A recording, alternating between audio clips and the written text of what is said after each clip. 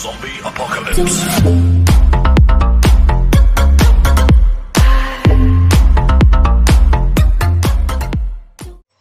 Assalamualaikum warahmatullahi wabarakatuh.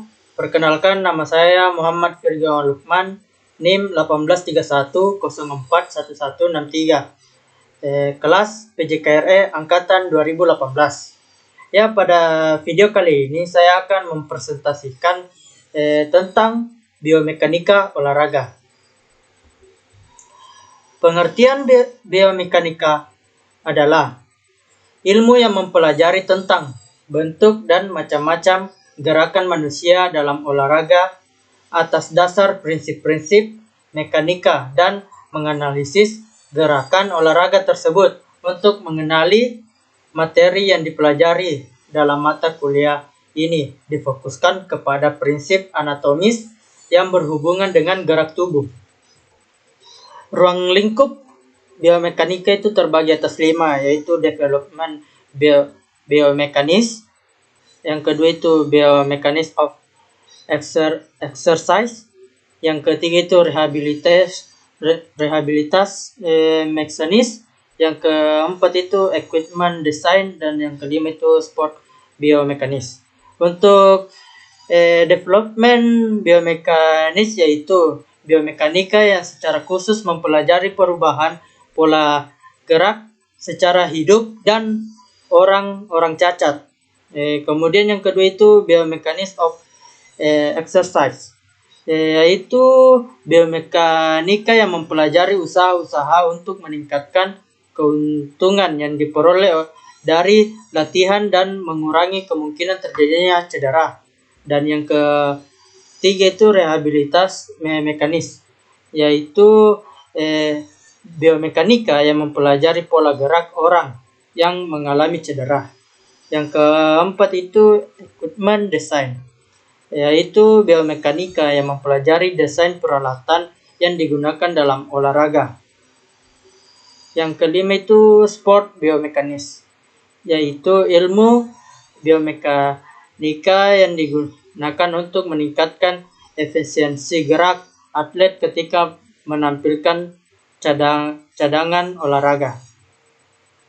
Kemudian masuk ke dalam macam kajian biomekanika yang terbagi itu atas 3. Yang pertama itu statika, kemudian dinamika, yang ketiga itu kinematika, dan yang keempat itu kinetika. Untuk statika, sistem sistem pembelajaran yang berada dalam kesetimbangan baik saat istirahat atau gerak dengan kecepatan konstan. Yang kedua itu dinamika, mempelajari sistem yang bergerak dengan akselerasi dan deselerasi.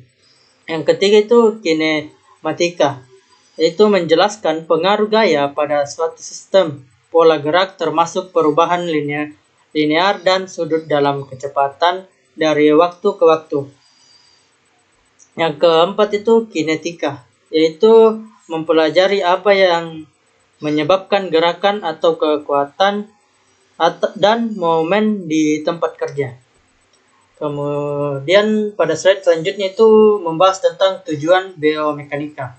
Tujuan biomekanika itu terbagi atas 4.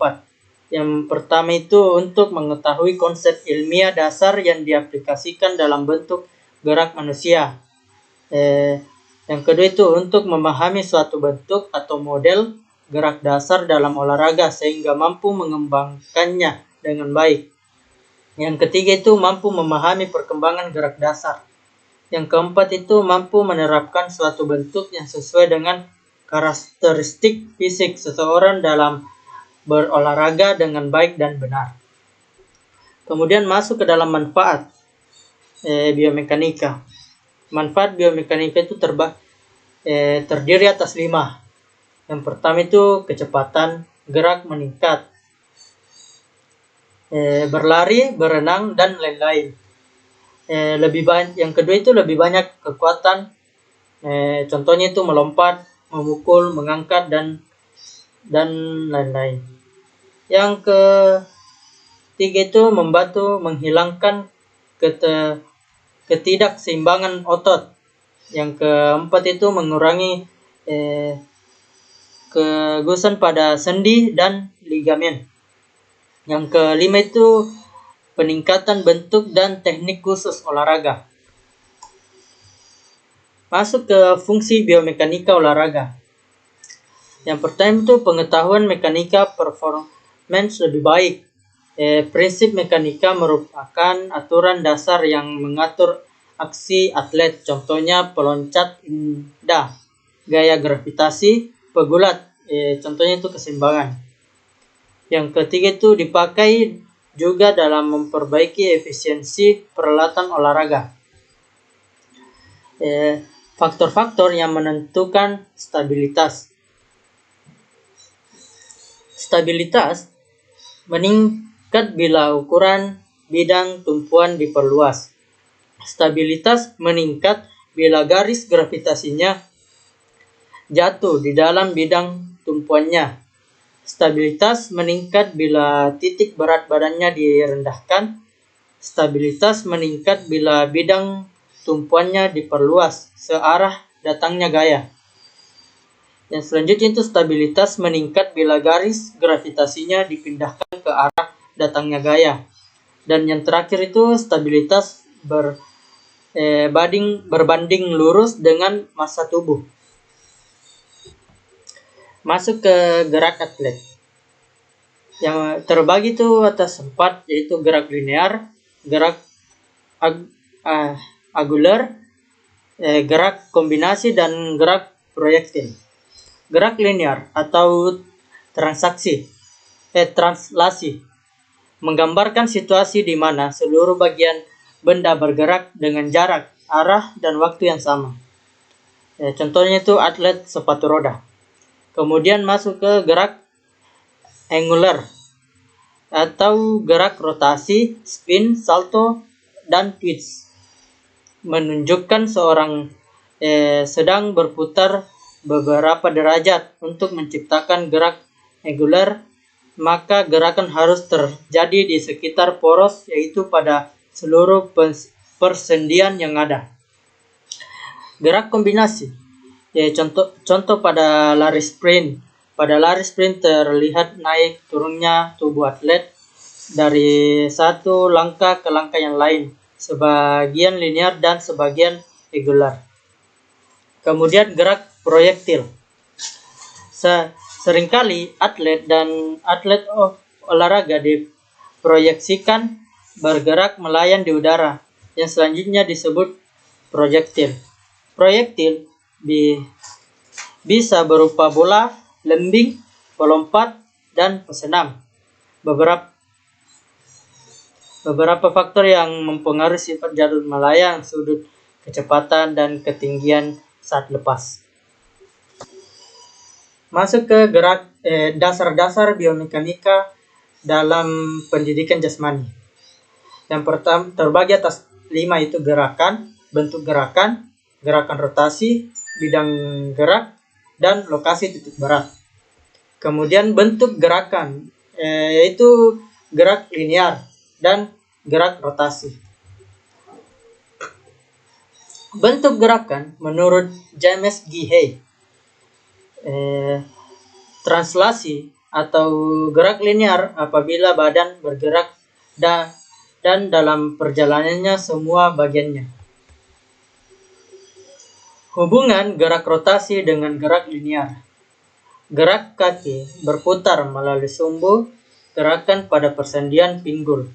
Agar gerak rotasi dapat efektif, maka kaku harus dapat melangkah secepat mungkin sampai di garis finish.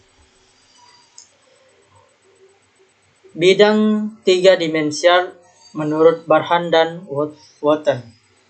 Yang pertama itu bidang sagittal atau antero-posterior, yaitu bidang vertikal yang melalui titik berat badan dari depan ke belakang sehingga membagi badan menjadi bagian kiri dan kanan.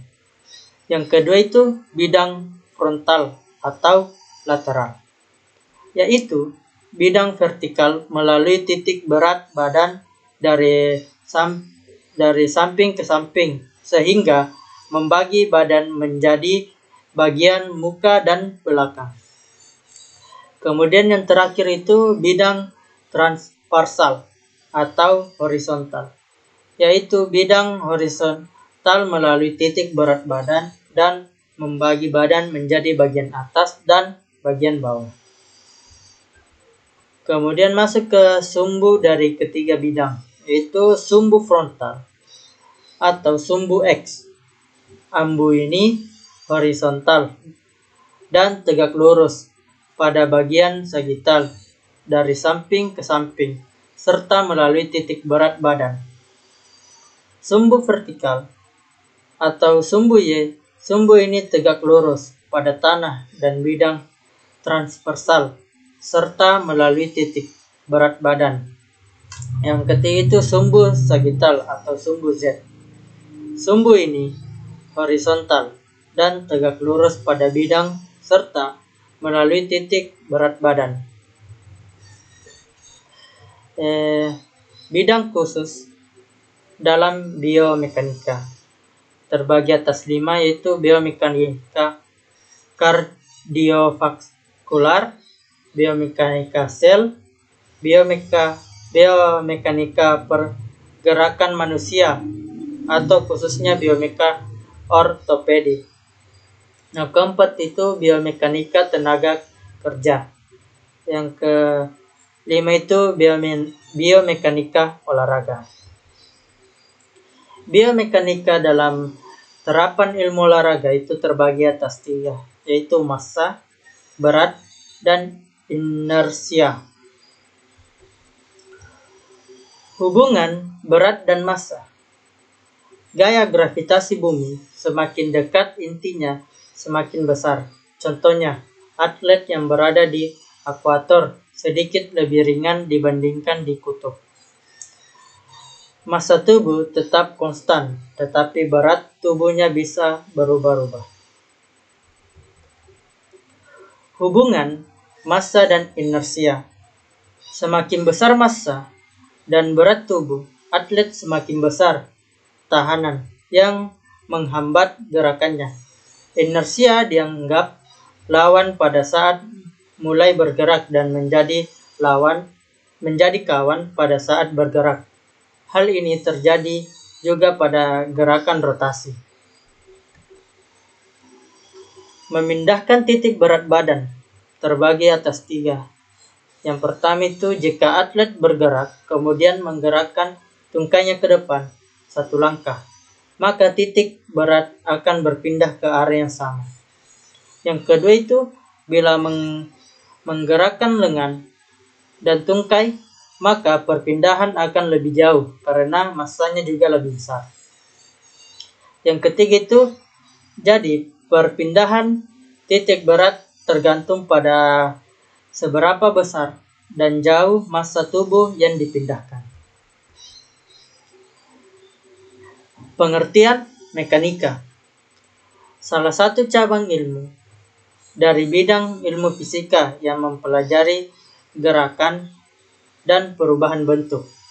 Mekanika adalah cabang ilmu tertua dari semua cabang ilmu yang tertua dari semua cabang ilmu dalam fisik. Menurut Stewart juga menggunakan komputer dalam menganalisis gerak secara biomekanika.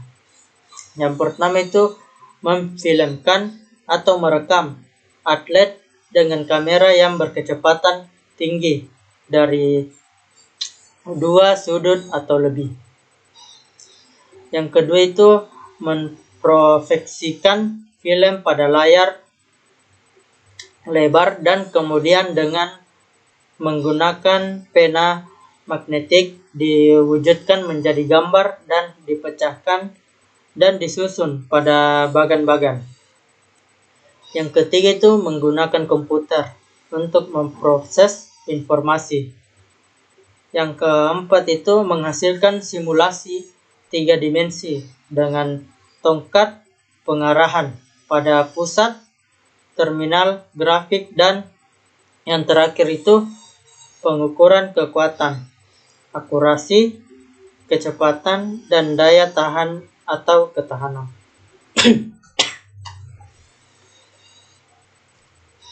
Fungsi biomekanika menurut Putu Margaento.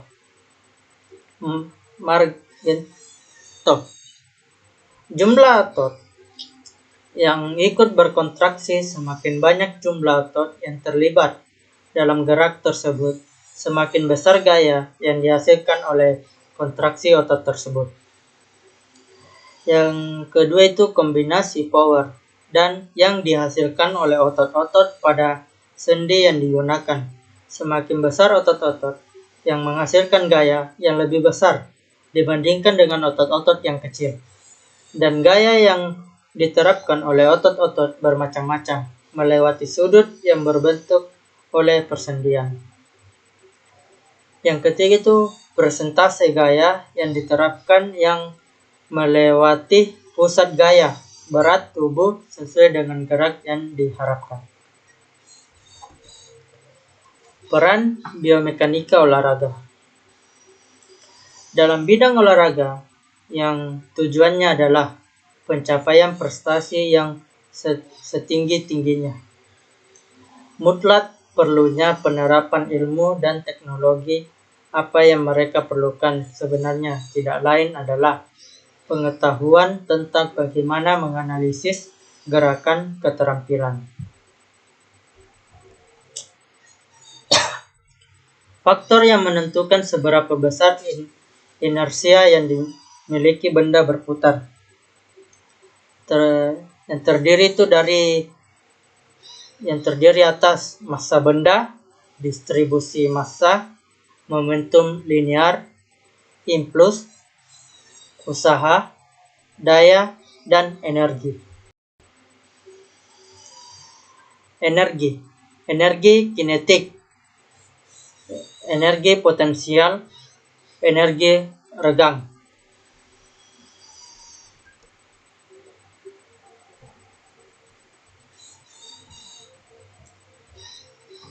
Ya, nampaknya cukup itu yang bisa saya sampaikan. Sekian dan terima kasih. Assalamualaikum warahmatullahi wabarakatuh. Can I be your